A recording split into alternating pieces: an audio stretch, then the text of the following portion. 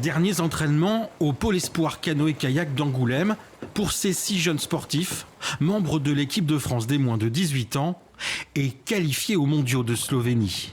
Tous sont impatients d'y participer, entre fierté et cohésion d'équipe. L'année dernière, j'ai expérimenté les championnats d'Europe.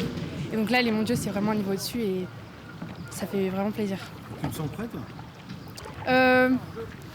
Je pense que j'ai encore quelques améliorations à faire sur ma technique. Mais mentalement, je me sens prête. L'avantage ici sur le site, c'est qu'on s'entraîne à plusieurs.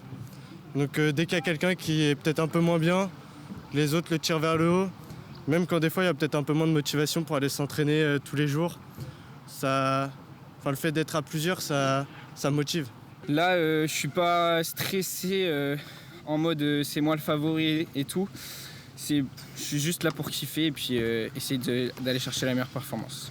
On va se focaliser sur 2 points, c'est la puissance et la cadence. Okay, on va faire des départs à chaque fois devant le ponton. Au programme, une séance de vitesse sur la Charente, bien loin des eaux vives de montagne, mais ça a toute son importance. Sur 5 secondes, on va partir en force. L'objectif, c'est de lancer le bateau. Ça demande énormément de mise en place technique sur la coordination, sur la montée en très haute cadence, sur l'engagement physique, sur l'engagement technique. Donc du coup, on va plutôt se servir du plat où il n'y a pas de contraintes extérieures, il n'y a pas de vagues, il n'y a pas de mouvements d'eau un petit peu aléatoires, pour ancrer ça et ensuite pouvoir le transférer sur des mouvements d'eau un peu aléatoires. Et pour se mettre dans les meilleures conditions, certains ont même fait appel à un préparateur mental.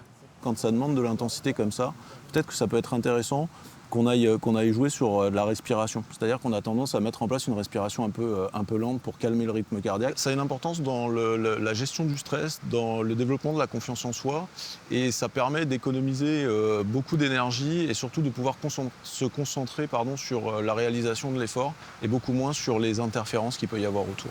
Les championnats de descente débuteront le 3 juillet prochain en Slovénie.